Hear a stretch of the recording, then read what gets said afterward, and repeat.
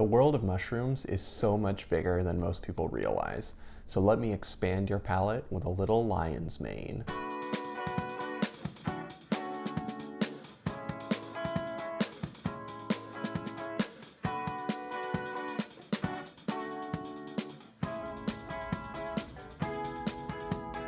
Welcome back to Hungry Theologian, helping you taste and see that the Lord is good. Lion's mane is a mushroom that's said to have many health benefits, including protecting against dementia, reducing inflammation, and relieving symptoms of depression and anxiety. I'll leave it to you to evaluate the many claims about lion's mane. This isn't a medical show. But what I want to talk about is how to add this mushroom to your culinary repertoire.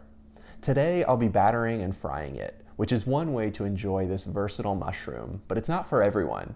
If you don't enjoy beer-battered foods, lion's mane would go great in my sautéed mushrooms recipe, which you can find a link to on screen now and in the video description.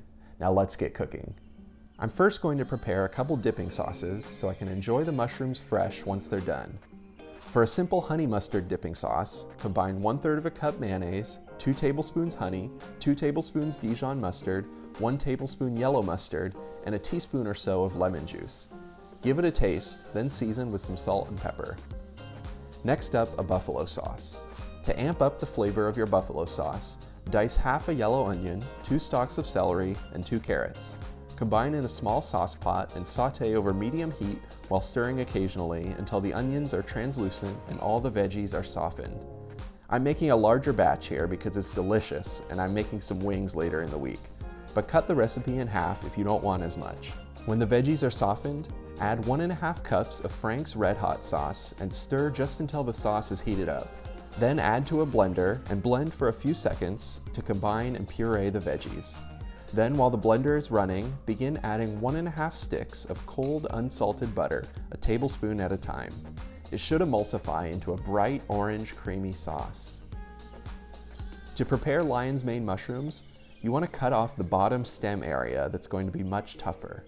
Basically, poke with your finger if you're unsure what to cut off and keep the tender areas. The tougher parts are fine to eat, but the texture won't be very good. Then break the mushroom into relatively evenly sized pieces.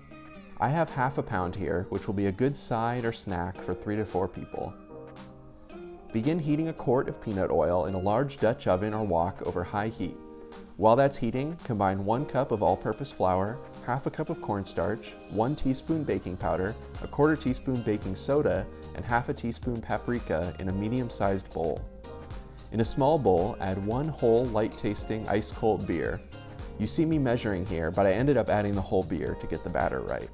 Then add a 1/4 cup of vodka, which will help the batter crisp up even more when it fries. Slowly whisk the liquids into the flour mixture until you get a thin batter like a pancake batter. Don't overmix, just whisk until it's combined. Once your oil reaches 375 Fahrenheit, dip a mushroom piece in the batter to get it coated, hold it up to let excess batter drip off, and carefully add it to the oil.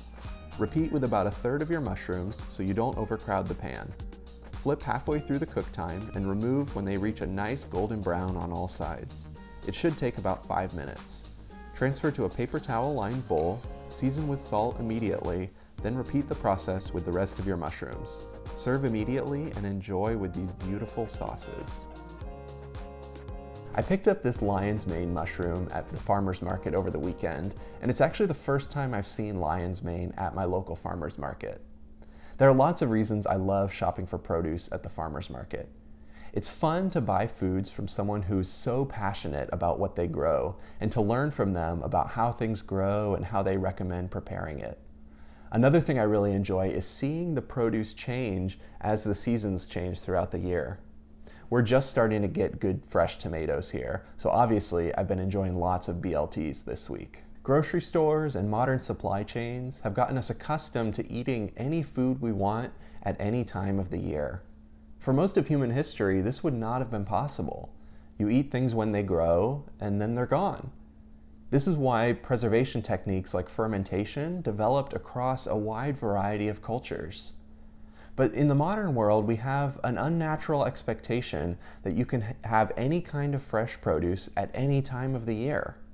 If you want to go to the grocery store and buy tomatoes in January, you can. They won't be good tomatoes, but you can buy them. When you get produce at something like a farmer's market, though, you can only buy whatever was harvested that week. And if you go throughout the year, you see the produce change as the seasons change and different things are growing, which leads to some really exciting moments, like here in Georgia when the peaches started showing up. There are lots of reasons to consider moving some of your shopping from grocery stores to a farmer's market, including supporting smaller farmers. But one reason that I want to highlight is letting the seasons guide your eating. Paying attention to what's available in different seasons of the year builds your connection to the source of your food, a connection that's so easily severed by modern grocery stores. Buying fresh produce when it's in season is a reminder that nature isn't a machine. You can't just push a button and get fresh kohlrabi.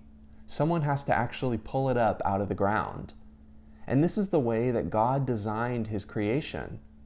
God designed nature in such a way that plants require time and cultivation to grow.